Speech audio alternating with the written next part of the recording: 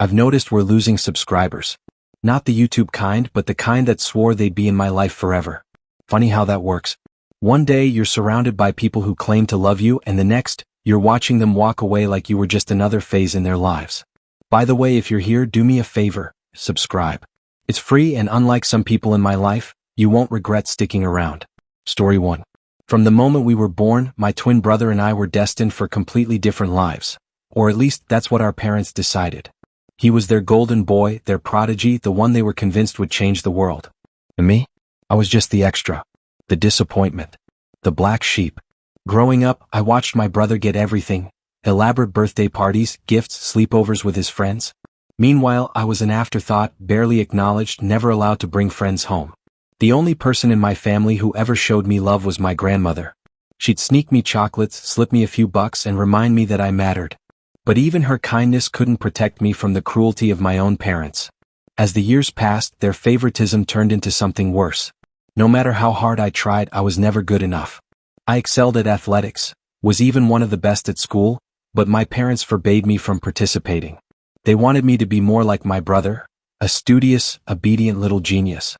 I wasn't allowed to have hobbies, passions, or even basic privacy. When they caught me using Snapchat like every other normal teenager, they lost it. They stormed into my room, trashed my belongings, ripped the doors off the hinges, and told me that as long as I lived under their roof, I didn't deserve privacy. But the worst part? My twin brother watched it all happen, and instead of standing up for me, he made it worse.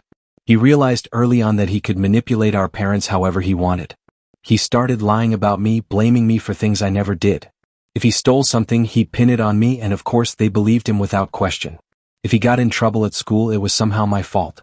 He insulted me, humiliated me in front of my classmates, and made it his mission to destroy whatever happiness I could find outside of our home. But karma caught up to him, at least for a moment. On our 14th birthday, not a single one of his friends showed up to his party. Meanwhile, my friends surprised me with ice cream and made sure I had an amazing day. He was furious. I could see it in his eyes. And that's when he decided he needed revenge. He started spreading rumors about me, horrible, twisted lies. He told people at school that I was a spoiled brat, that I was violent. And then, to make them believe it, he began hurting himself. He'd punch his own face, bruise his own shoulder, then march into school the next day showing off his injuries, claiming I had attacked him. And people believed him. At first, I didn't notice it. The little changes. Friends pulling away. Fewer invitations to hang out. The whispered conversations that stopped when I entered the room. Then one day, I finally confronted my best friend, well, my ex-best friend. She looked me dead in the eyes and told me everything. My brother had turned everyone against me. And I had no idea how much worse it was about to get. Betrayal is a cold knife, but when it comes from your own twin, it's a dagger straight through the heart. The realization hit me like the ground crumbling beneath my feet. My own brother, the person I had shared my entire life with, was poisoning everything I had left. The lies, the rumors, the way he twisted the truth to paint me as some kind of monster. I confronted him at school, my voice shaking with disbelief, but he only smirked and muttered words that chilled me to the bone. You deserve to die alone. I should have told my parents. I should have begged them to listen. But I already knew the truth. They would believe him over me just like they always did. And when the rumors spread beyond our classmates, reaching teachers and eventually the principal, my nightmare became reality. We were called into the principal's office. My brother sat there beside me, my parents by his side, as if we were two sides of the same story. But we weren't. One of us was lying. I thought, this is it, he has to tell the truth now. He has to stop. But he didn't. Instead, he doubled down.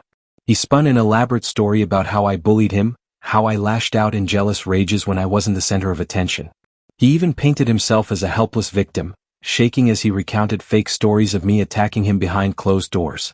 And my parents believed every single word. My mother burst into tears, holding him like he was a wounded hero. My father comforted him, praising him for being so brave to speak up. Meanwhile, I sat there, my breath caught in my throat, watching the scene unfold like I was trapped in some twisted nightmare. I pleaded with the principal. I begged him to listen, to see through the lies, but he only shook his head. The school does not tolerate bullying, he said. These are serious accusations. And just like that, I was suspended for 10 days. I cried, I sobbed, I swore on everything I had that I was innocent, but none of it mattered. My parents dragged me out of school, their faces red with embarrassment, their eyes full of shame. Not shame for what they were doing to me, but for the daughter they believed was a violent disgrace. But the real horror awaited me at home. Without a word, my father stormed into my room and started throwing my things into a bag. My mother watched in stunned silence as he packed my belongings with cold determination. What are you doing?" I choked out, frozen in disbelief. "I won't let a bully live in my house," my father said. I collapsed onto my knees, clutching at his legs, tears pouring down my face. "Please? I didn't do anything. You're making a mistake." But he didn't care. None of them did. My brother stood there, watching, emotionless, unmoved, as if he had just won the final round of a game I didn't even know we were playing. Then my father said the words that shattered me completely. "If your grandmother wants you, she can have you. But you're not my daughter anymore." And just like that, I was homeless. I stood in the foyer, my belongings scattered around me like the shattered remnants of my childhood. My father's words still echoed in my head, "You're not my daughter anymore." I had begged, I had cried, but it didn't matter. They had made their decision. And my brother, the one person who should have had my back, stood by and watched in silence, his expression as cold as the air between us. Then my grandmother arrived. She took one look at the scene before her, at me, her granddaughter thrown out like garbage, and something inside her snapped. With a fierce determination I had never seen before, she stormed up to the front door and rang the doorbell. When my father answered, she didn't hesitate. "How dare you do this to her? How dare you?" she roared. She didn't let them speak. She didn't let them twist the story.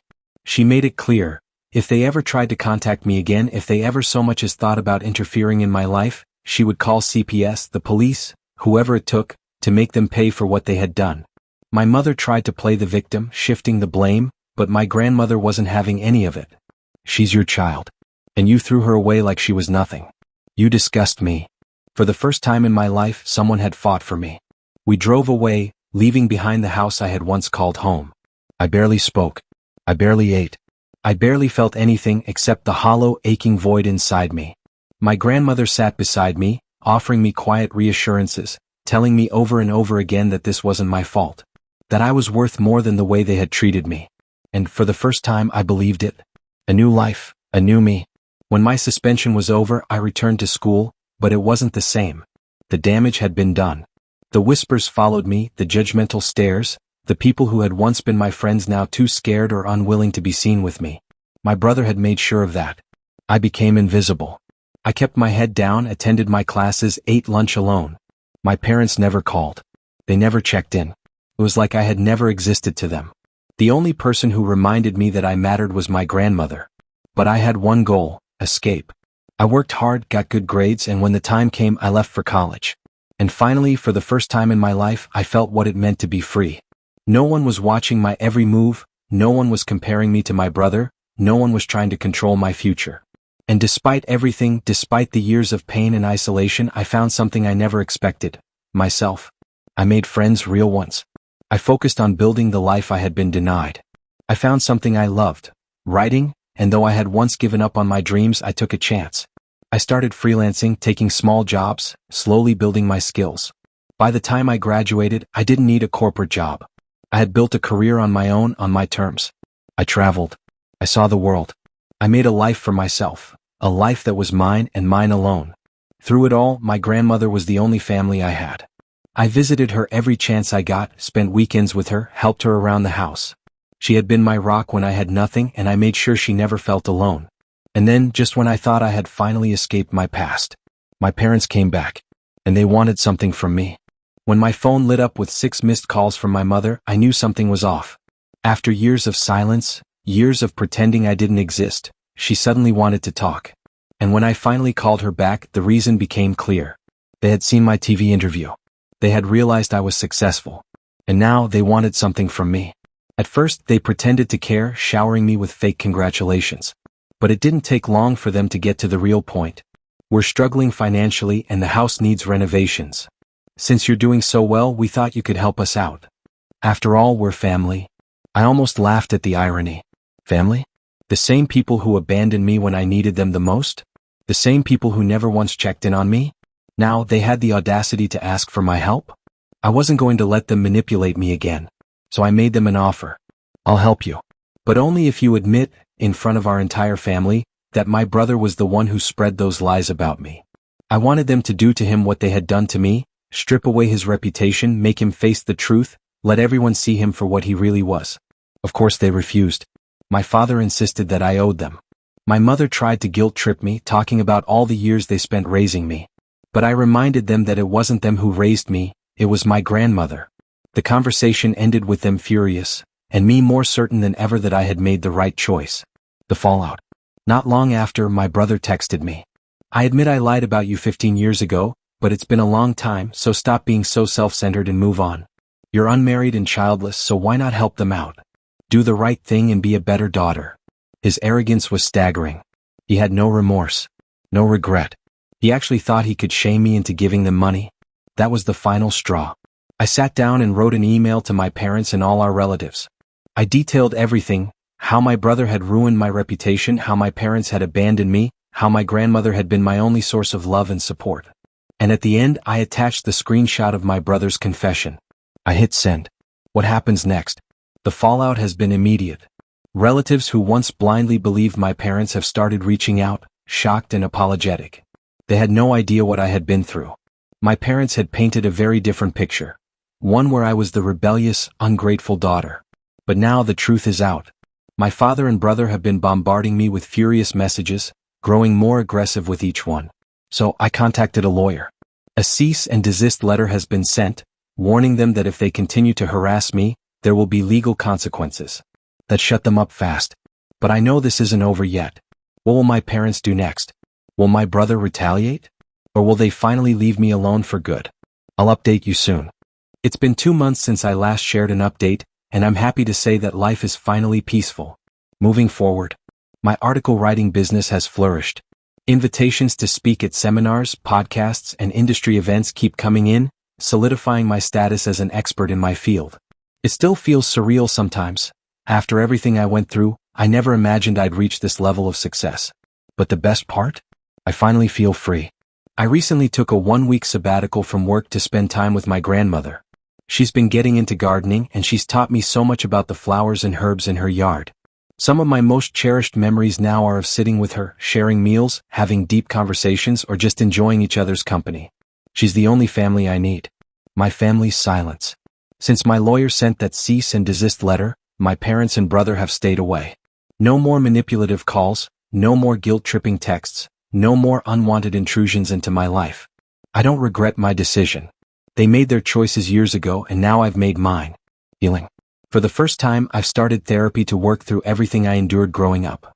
It's not easy, but it's helping me understand that I was never the problem. I was just a child who deserved love and fairness. The final word. This will likely be my last update. To everyone who supported me along the way, thank you. Your words of encouragement meant more than I can express. I've built a life I'm proud of, surrounded by people who truly care about me. And most importantly, I've finally left the past where it belongs, behind me. Your past does not define your future. No matter how much pain or betrayal you've experienced, you have the power to reclaim your life, set boundaries, and build a future filled with peace, success, and genuine love.